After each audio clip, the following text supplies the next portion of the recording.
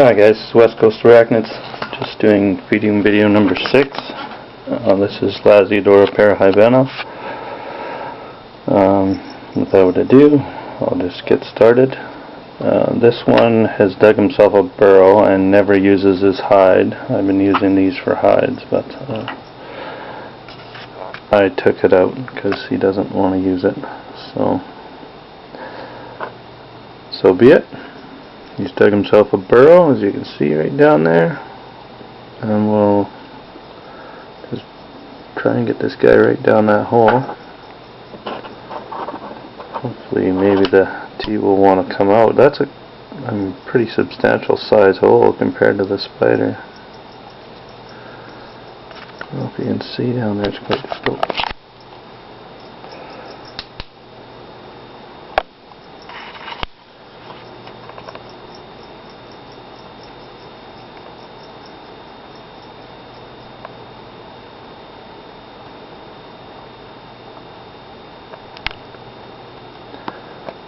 I'm hoping he'll come rushing out. He's not too far. He's kind of to the left of the...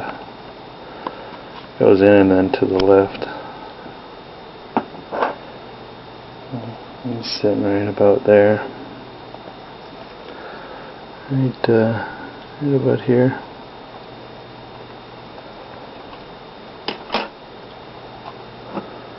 See if we can get a view of him. Well, that's him again. They like to make their little nests in the feet of the enclosure. So,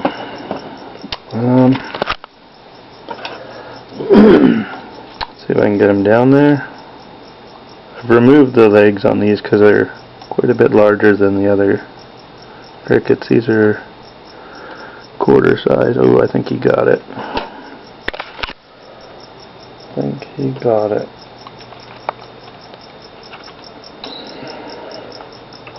Quite hard to tell. Yeah, he's got it. He's just there.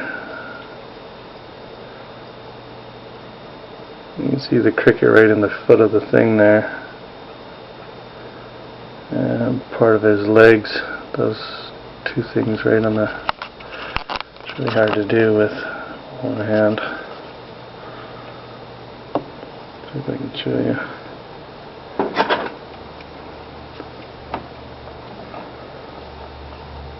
That's him right there. That's the cricket, and he's got a couple legs wrapped around it. He's actually biting into it. There's his leg there. He's got his fangs into it. Anyway, okay, on to number 2. These two next ones. One's kind of dug himself a burrow underneath his hide, which I've removed them for now, just for the sake of the feeding. Otherwise the crickets will probably just get sucked into the hole and you won't see nothing. So we'll get a little light on there.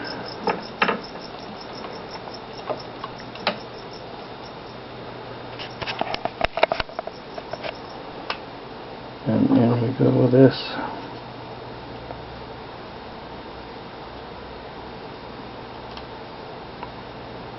These are the Brazilian salmon pink bird eaters.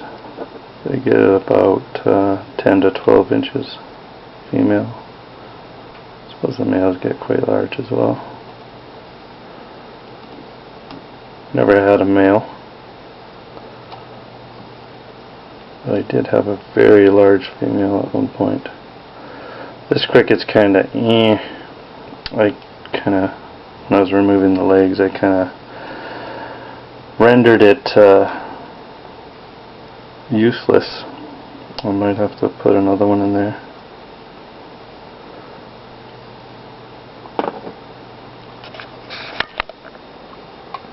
Might not be hungry, could be just the light, could be because I took his hide away from him.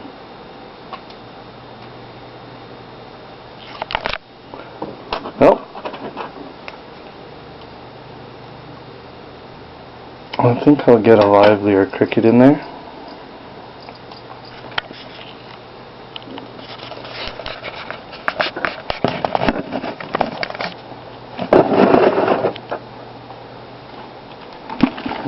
Grab one out. Jeez, these things are hopping out of here.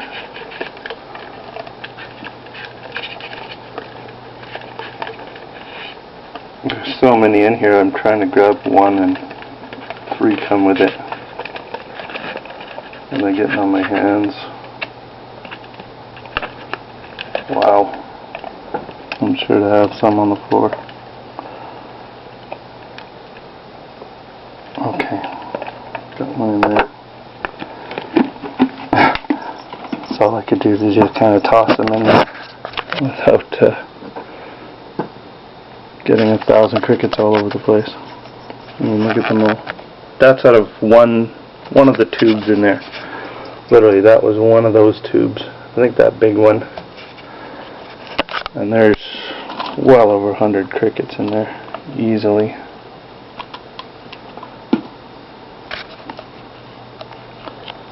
Let's see if he goes for it.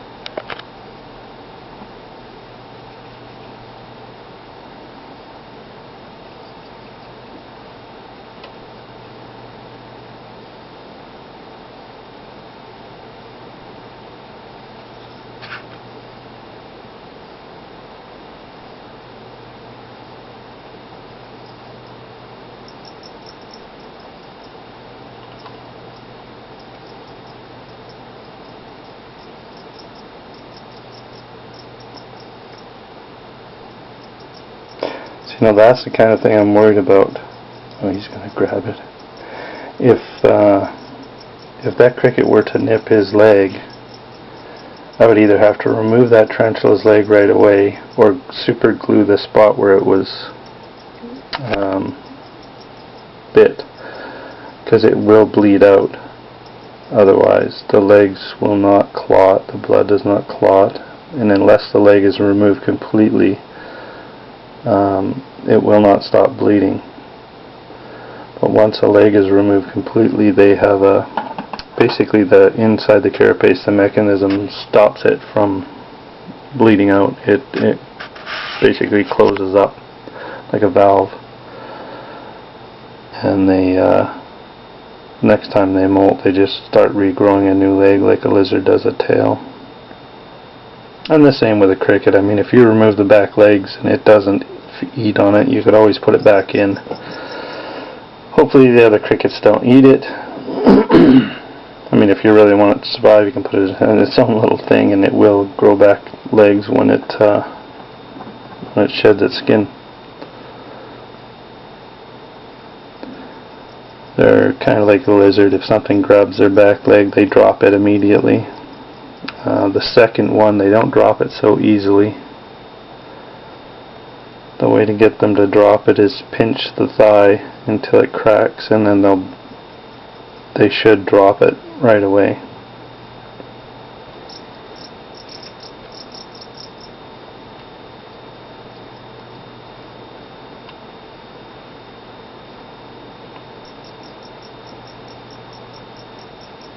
I know he wants it, so what we'll do is we'll just let him sit over here for a sec.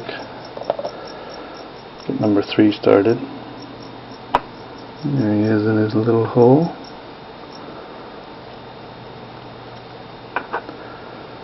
And I'm thinking this guy looks a little hungrier. Maybe we'll get it around the front of him.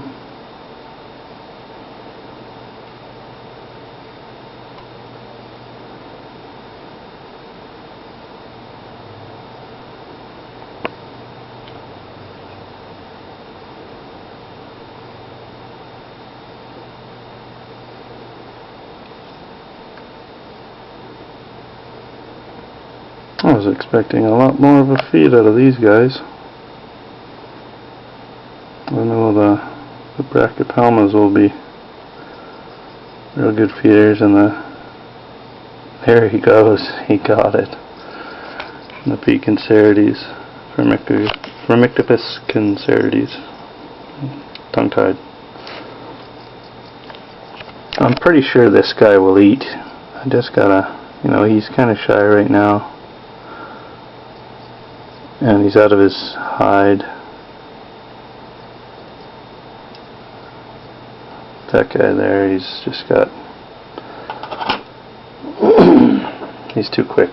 See, the legs, or the hind legs, let him jump, and he gets away too quickly.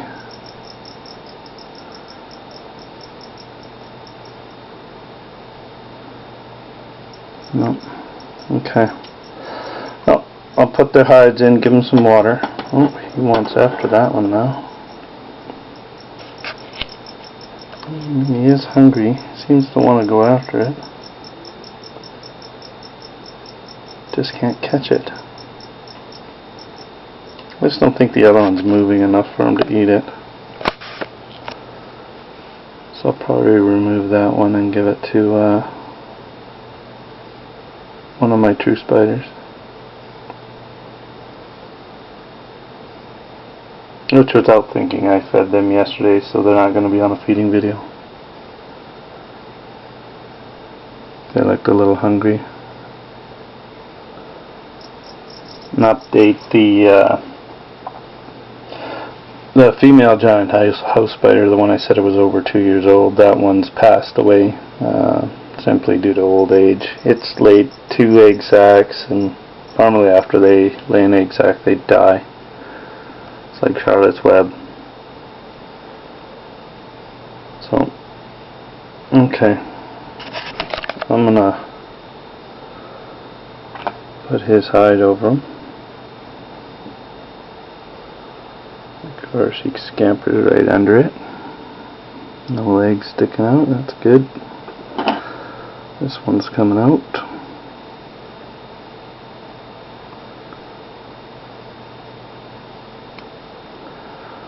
I'll give that to the hackled mesh weaver.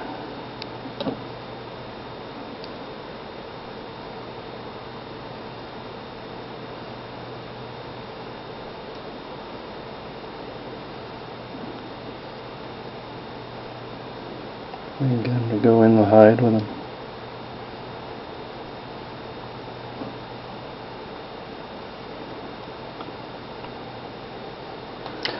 Oh, okay.